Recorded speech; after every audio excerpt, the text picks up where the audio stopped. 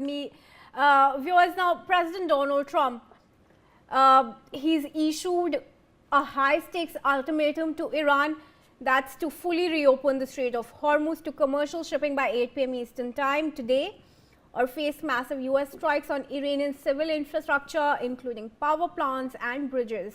Trump has repeatedly warned that failure to comply would mean Iran is living in hell, with threats like power plant day and bridge day all wrapped up in one, and the country being taken out in one night. We're also going to now look at some of Trump's suspected targets. Let's go across to our plasma screen. What are the places in Tehran that Trump could be looking to target? All right, viewers, here on your screen is the Mawand combined cycle power plant that is likely to be on Trump's target, as Iran, if it does not agree to Trump's demands, would have to face the consequences of this cycle power plant being targeted, because Trump has now gone on to say that power plants would be his next target. What else? The Shahid Salimi combined cycle power plant as well could be next on Trump's target. It's all, these plants are all in Tehran, and like power plants are on his radar. The Shahid Salimi combined cycle power plant is also there, as is the Rajai combined cycle power plant also in Tehran. So these are some of the main power plants that Tehran has, that Trump would be looking to bombard if Iran does not meet his ultimatums and threats. There's also the Kerman solar power plant in Iran that Trump would be looking at. It's in central Iran. The power plant that Trump could be looking to target, the solar Kerman power plant, is also possible target. Then we are looking at the Ramin steam turbine power plant.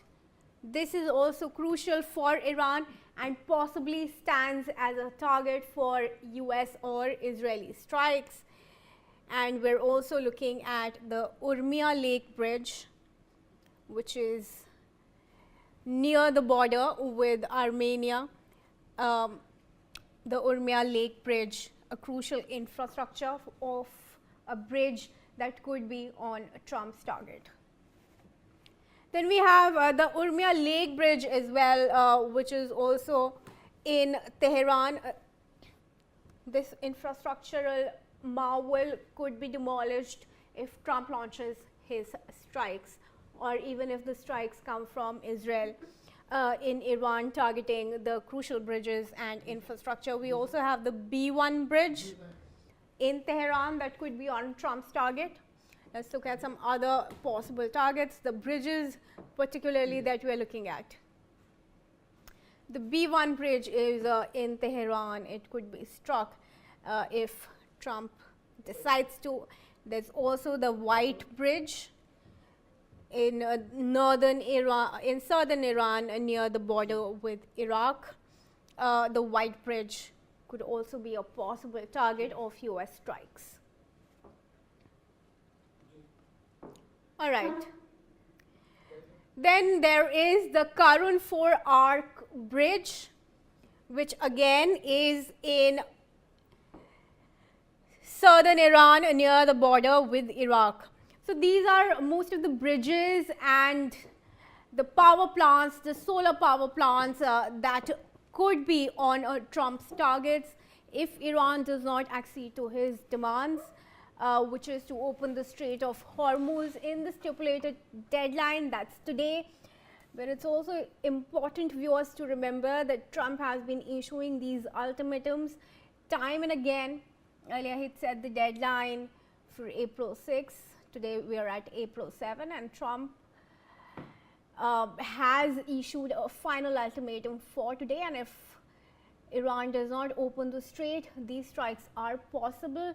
And let's not underestimate Donald Trump and his ultimatums, because we've seen what happened in Venezuela prior to Iran. And let's in fact open the discussion now once again with our defense expert, retired Group Captain UK Devnath, and Sanjeev Srivastav, who's our foreign affairs expert. Ambassador also continues to stay with us. Group Captain, I'm going to ask you my first question here in this discussion. Is it likely that these power plants and the bridges that we were just showing our viewers in Iran could be Trump's next target?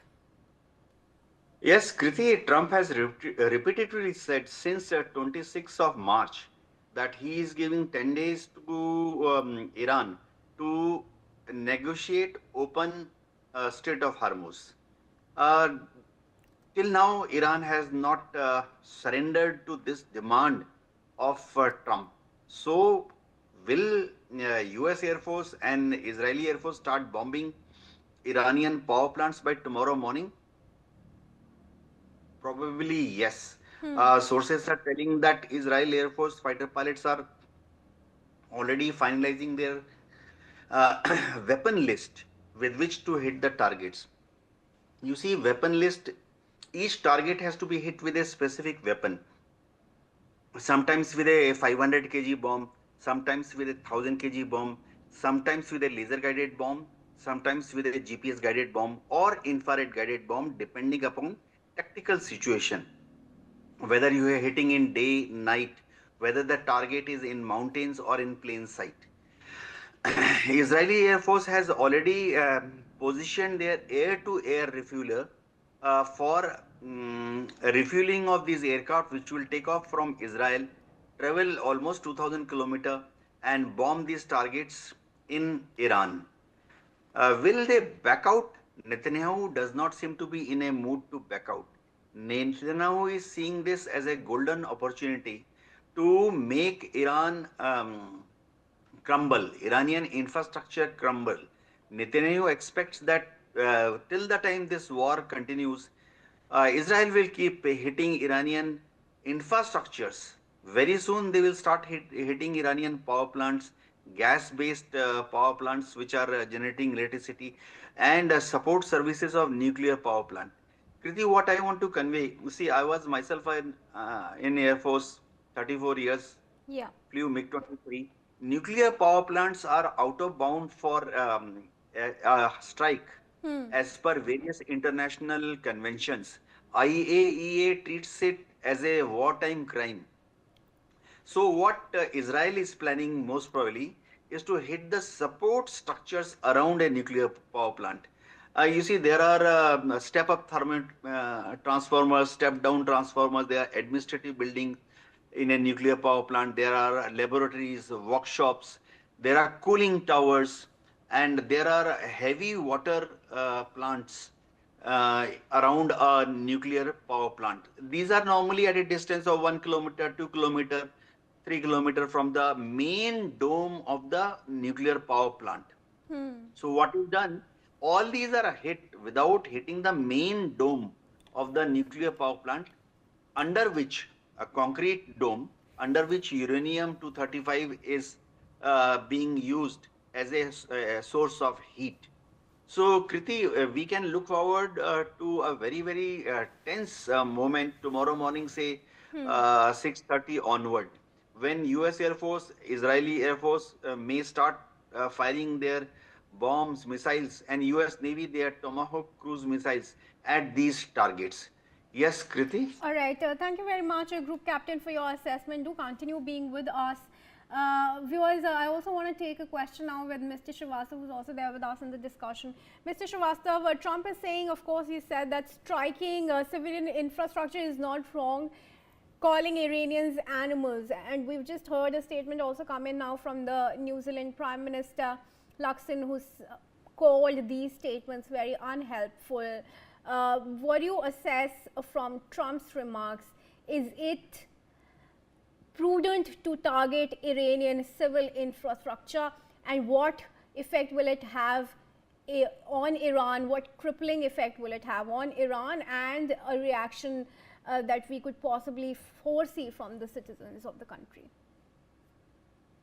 Well, I think, Kriti, this is a very unfortunate scenarios which are going to be unfolding, where the warring sides would be targeting civilian infrastructure. and that must not be done.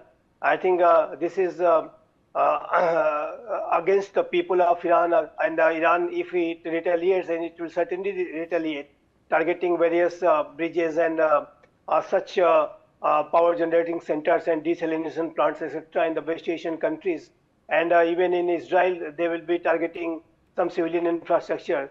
So I think if this kind of war scenarios are emerging, then I must say, again, I would say it is unfortunate. And ultimately, the people will suffer, the common person will suffer. And that was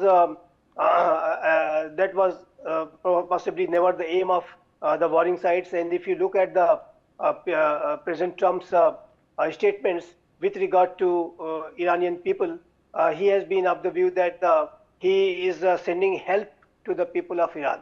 And the Iranian Islamic regime also has been saying that they are fighting for the people of their own country. So I think when the people centric approach is genuinely exercised, then obviously such operations targeting civilian infrastructure are to be avoided. But that appears that not to be the case, and they only used people as their pretext for carrying out war, and people's consideration are being sidelined, and that is very unfortunate. And that is why I think I say that this next phase, where the civilian infrastructures are going to be hit, I think that will create very chaotic conditions inside Iran and elsewhere when Iran retaliates. I think that will further deepen this crisis, and there will be further escalation. There is no doubt on that, and it will create a lot of inhuman conditions. Humanitarian crisis might emerge. We have seen such kind of a humanitarian crisis in Gaza, where the large number of innocent people were killed. Most of them were women and children. So I think the same kind of scenarios must not be repeated in Iran and elsewhere. And if that is to be avoided, there will be nothing good as that. But unfortunately, what I also see that in next phase, they are going to be targeting civilian infrastructure, and through that kind of attack, this America and Israel, they will be putting more pressure on the Iranian Islamic regime to come to the negotiating table and have a deal. So I think, but having said that, let me say that both the sides should realize and must realize that ultimately they will have to come to a deal. There will not be a military solution, an overall victory. And let's also remind the viewers, amidst all this discussion, that Iran has now called on its youth to come on the streets and striking civilian infrastructure